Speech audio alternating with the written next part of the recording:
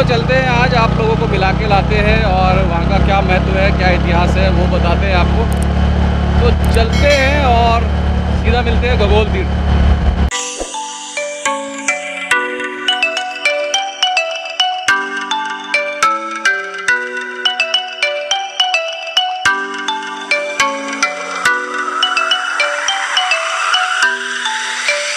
तो फ्रेंड्स, मैं भी आ चुका हूँ गगोल तीर्थ के अंदर और चलते हैं, देखते हैं कि यहाँ पर हमसे कौन मुलाकात करता है या हम किससे मिल पाते हैं। जैसा कि हमने इस गगोल तीर्थ के बारे में बहुत कुछ सुना है कि ये एक सिद्ध पीठ है, यहाँ का जो कुंड है वो काफ़ी मान्यता वाला है।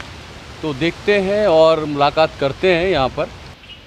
तो फ्रेंड्स, मैं खड़ा हूँ अभी गगोल तीर्थ के अंदर और मेरे साथ हैं पंडित जी। पंडित जी, आपका नाम? मेरा नाम बाबा शिवदास है।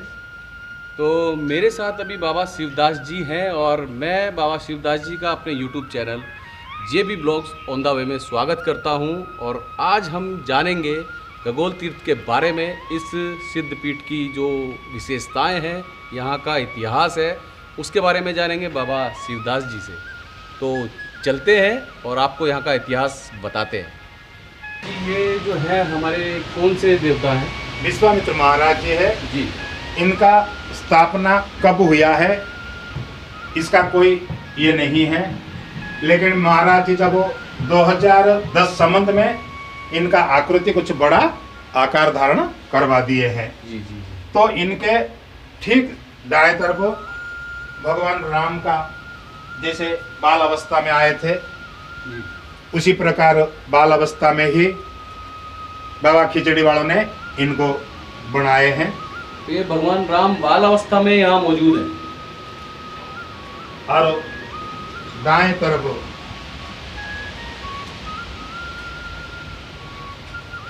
ये भगवान लक्ष्मण जी है, क्योंकि यहाँ सीता जी का यूं स्थान नहीं है, क्योंकि बाल अवस्था में विवाह ना होने के पहले आए थे, इसलिए भगवान राम और लक्ष्मण का ही प्रतिबिंब है।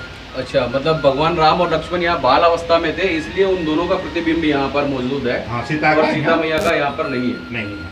जी जी। ये जो हमारे जगत गुरु बाबा खिचड़ी वाले बुद्धदास महाराज जी ने इन सारे धर्मशाला और मंदिरों का निर्माण 2010 से संबंध, तो 2010 से स्टार्ट किया हुआ और अभी तक चल रहा है। जी, ये सब कुछ किए हुए हैं। ये सनातन धर्म है, इसलिए प्रत्येक देवी देवताओं को पूजा ये सनातन धर्म के उसमें आता है। ये जो बाबा खिचड़ी वाले बुद्धदास महाराज जी का जो गुरु है, अर्थात उदासीन अखाड़ा को जिन्होंने स्थापना किए थे, गुरु हमारे जो गुरु नानक देव जी है, उनका दो पुत्र है, एक श्रीचंद्र जी है और एक धर्म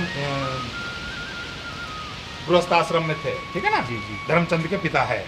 अच्छा, ये श्रीचंद्र जी है, 2030 में उनकी समाधि है। अच्छा, ये सब संबंध है, ये नहीं, सन नहीं है। बाबा खिचड़ी वाले है 2028 संबंध, 2028 संबंध इनका स्थापना हुआ था। अच्छा, हनुमान जी का यहाँ पर ये जो लिखा हुआ ना 2028 संबंध। जी। हाँ, ये लिखा हुआ, ये लेकिन ये नज़र नहीं आ रहा है क्योंकि इस पर वाइट पेंट किया हुआ है, तो प्रॉपर नज़र नहीं आ रहा है ये। हाँ, लेकिन दिखाने की हम कोशिश करते हैं आपको पूरी, कि आपको ये नज़र आ जाए, लेकिन शायद ही नज़र आएगा क्योंकि वाइट पेंट से इसको ढक दिया गया है। तो ये माता शेरा वाली यानी कि दुर्गा माता जी का मंदिर है। जी का मंदिर, ये भी बाबा जी ने इसी समय में ही स्थापना किए थे। हर समय समय के अनुसार सौंदर्यकरण होता रहता है।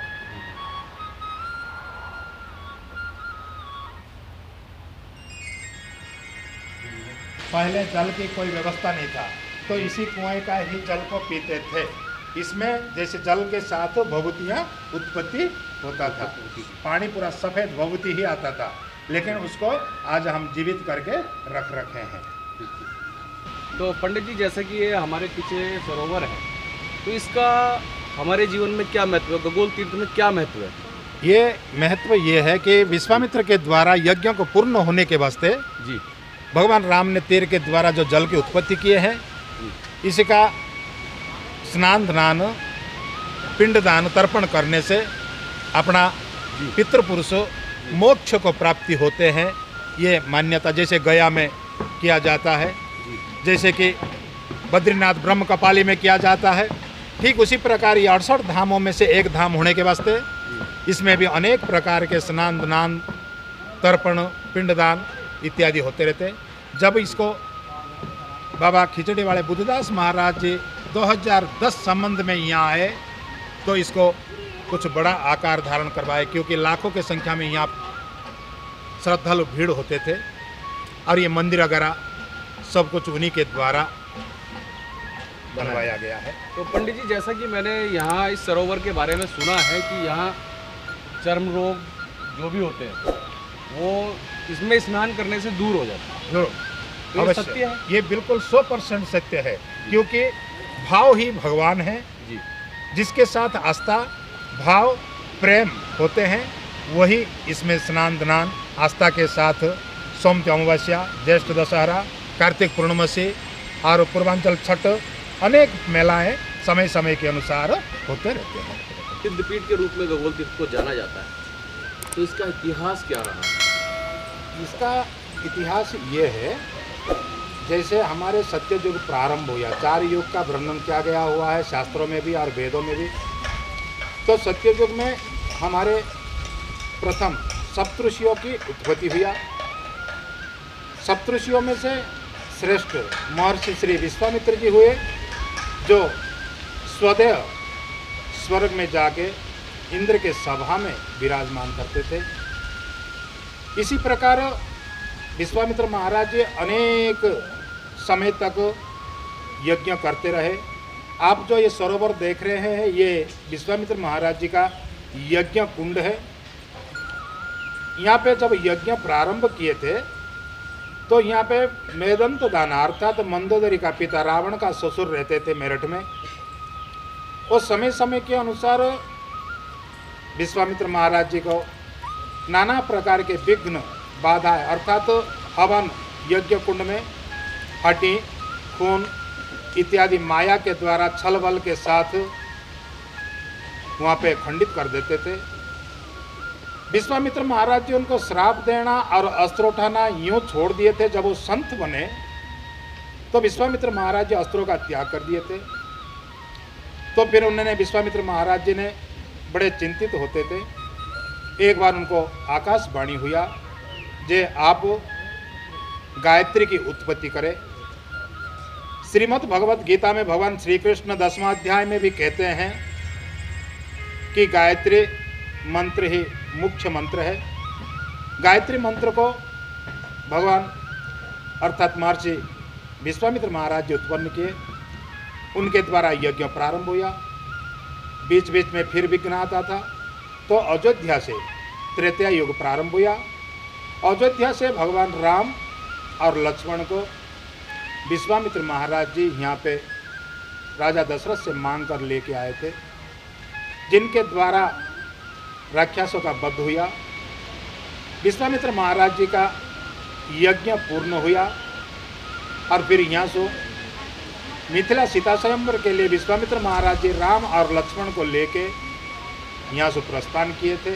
इतिहास हमारे रामायण में भी आता है। पूर्वांचल का जो छठ महापर्व है वो भी बड़े धूम के साथ लाखों के संख्या में यहाँ पे भीड़ होते रहते हैं और समय समय के अनुसार अनेक प्रकार के पूजा पाठ लंगर यज्ञ इसी प्रकार होते हैं। तो उनको देखते हुए हमारे केंद्रीय मंत्री रीता बहुगुणा जोशी जी भी कुछ यहाँ पे अर्थ दान में दिए हुए हैं, जिनका कार्य हुआ। उसके पश्चात हमारे माननीय उत्तर प्रदेश मुख्यमंत्री योगी आदित्यनाथ जी भी करीब 1 करोड़ रुपया 2019-20 में यहाँ पे अनुदान लगाए हैं। पर्यटन के द्वारा कार्य होता रहता है और समय समय के अनुसार यहाँ बड़े बड़े राजनैतिक लोग भी आस्था के साथ प्रवेश करते रहते हैं। गायत्री मंत्र का जो उत्थान हुआ है वो श्री विश्वामित्र जी के द्वारा हुआ है और हमारे उत्तर प्रदेश के मुख्यमंत्री योगी आदित्यनाथ जी ने भी यहाँ पर जो दान दिया है वो 1 करोड़ रुपया दिया है, ताकि इस गगोल तीर्थ की जो कायाकल्प हो जाए। और रीता भाऊ गुणा जी ने भी यहाँ पे दान दिया है। तो काफ़ी बड़ी बड़ी हस्तियाँ यहाँ पर आ चुकी हैं, दान दे चुकी हैं, ताकि इस गगोल तीर्थ की कायाकल्प हो और पर्यटन रूप में इस गगोल तीर्थ को देखें। तो फ्रेंड्स, जैसा कि आपको अभी पंडित जी ने बताया है कि इस सरोवर के अंदर स्नान करने से चर्म रोग वगैरह सब दूर हो जाते हैं, तो मैं अभी इसी सरोवर के पास घूम रहा हूँ और आपको दिखा रहा हूँ। देखिए कितना बड़ा ये सरोवर है, जिसको कुंड बोलते हैं यहाँ पर। तो ये काफ़ी प्राचीन है, सदियों से है, मतलब यहाँ पर इसका भी एक अलग ही इतिहास है जो मुझे पंडित जी ने बताया। आपको जो पंडित जी ने जानकारी दी है उसके अंदर ये आपको मिल जाएगा। और मतलब दुख कोई सा भी हो, जो भी चर्म रोग से रिलेटेड है, एलर्जी है या कुछ भी ऐसा है, तो इस कुंड में, इस सरोवर में स्नान करने से उस रोग का नाश होता है। तो इस गगोल तीर्थ की यही विशेषता है। बहुत विशेषताएं तो बहुत है, लेकिन जितना मुझे पता चल सका मैंने आप लोगों तक पहुंचाने की कोशिश की है। और ऐसे ही आगे नई नई वीडियो आप लोगों के लिए लाता रहूँगा, मेरी यही कोशिश रहेगी। तो इस वीडियो को करते हैं यहीं पर समाप्त और मिलते हैं एक नई वीडियो में। तो जब तक के लिए बाय बाय। तो भाई लोग, अभी हम शूट करके आए हैं गगोल तीर्थ के अंदर और इतनी गर्मी है कि भाई पूछो मत। तो अब इतनी गर्मी में गन्ने का जूस पीना तो बनता है भाई, और यहाँ पर गन्ने का जूस आपको जगह जगह मिल जाएगा। तो सर जी, गन्ने का जूस पिया जाए? बिल्कुल पिया जाए जी, गर्मी बहुत है। अब इतनी गर्मी करवा रखी है तो गन्ने का जूस पिया जाए, क्योंकि फिरोज जी भी पूरी मेहनत कर रहे हैं हमारे साथ शूट के लिए। तो गन्ने का जूस तो भाई बनता है। तो भाई पिला दे यार गन्ने का जूस। कैसे दे रहा है भाई? 10 रुपये गिलास। 10 रुपये गिलास है। 2 गिलास फटाफट बना दे जल्दी से, क्या पिला दे। और भाई ये देख लीजिए, विनोद जी जो है मतलब हमारे एक्सपर्ट हैं, गन्ने का जूस भी लगा रहे हैं, रेडी लगा रहे हैं। ये देखो क्या क्या कर रहे हैं भाई।